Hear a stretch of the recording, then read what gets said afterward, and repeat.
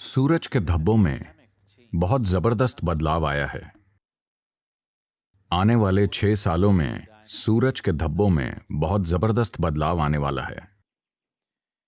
तो जब भी सूरज में या सूरज जिस तरह से काम करता है उसके पैटर्न में ऐसे बदलाव होते हैं, तो हमेशा ये पाया गया है कि मानव चेतना में असाधारण बदलाव आता है। लेकिन ये कोई निर्देशित बदलाव नहीं है, ये कोई नियंत्रित बदलाव नहीं है। बदलाव ऐसे होंगे जैसे पूर्णिमा या अमावस्या के दिन। इन दिनों में मनुष्य के अंदर कुछ बदलाव हो रहे हैं।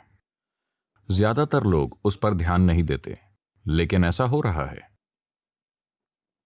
अगर आप मानसिक रूप से कमजोर होते तो आप इसे स्पष्ट रूप से नोटिस करते। जो लोग किसी वजह से मानसिक तौर पर असंतुलित हैं, वो उस दिन खुद को ज्यादा असंतुलित पाते हैं। तो ऐसा हो रहा है। लेकिन जो लोग ध्यानमय हैं वो और ज्यादा ध्यानमय हो जाएंगे।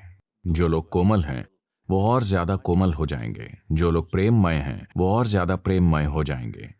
जो लोग पागल हैं वो और ज्यादा पागल हो जाएंगे।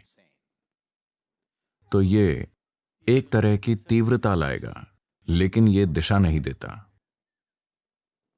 अगर आप पूरी तरह अपने आसपास की शक्तियों की दया पर हैं, तो आप बहुत अस्थिर होंगे। ऊपर नीचे पूरा समुद्र उठ रहा है, तो आपको लगता है कि इस शरीर में कुछ नहीं हो रहा।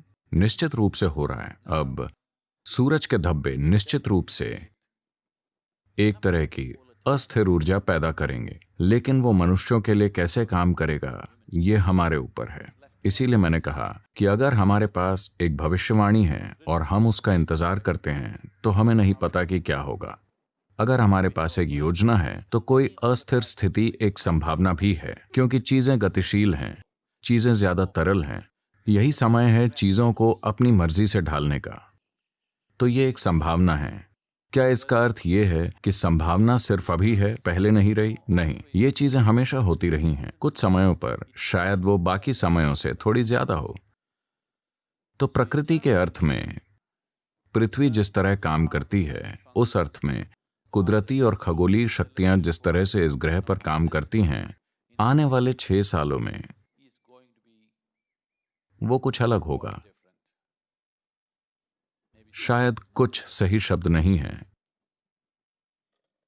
ये बहुत साफ तौर पर अलग होगा। तो अगर हमारे पास इस अस्थिर प्रकृति का लाभ उठाने की योजना हो, अगर हम पर्याप्त लोगों को तैयार करें जिनके पास जरूरी साधना है, जिनके अंदर जरूरी फोकस है, फिर निश्चित रूप से मानव चेतना बाकी समयों के मुकाबले ज्यादा आसानी से ऊपर उठ सकती है। उस तरह से ये कुछ ज्यादा अनुकूल है। लेकिन हमें समझना होगा कि ये कुछ ऐसा है, अगर हवा बहती है, अगर आप इस तरह उड़ें, अगर आपके पास एक हवाई जहाज है और आप हवा की दिशा में उड़ते हैं, तो आप आसानी से उड़ेंगे। मान लीजिए कि आप गलत दिशा में हैं, तो आप क्रैश हो जाएंगे। हवा आपको उड़ाने या क्रैश करने के लिए नहीं बह रही है, ये बस बहती है। लेकिन ये आपके ऊपर है कि आप उसे उड़ने के लिए इस्तेमाल करते हैं या क्रैश होने के लिए। तो अभी सूरज के धब्बे काफी अलग हैं। आने वाले 6 सालों में इसके कारण पृथ्वी के काम करने के तरीके में कुछ स्पष्ट अंतर आएगा।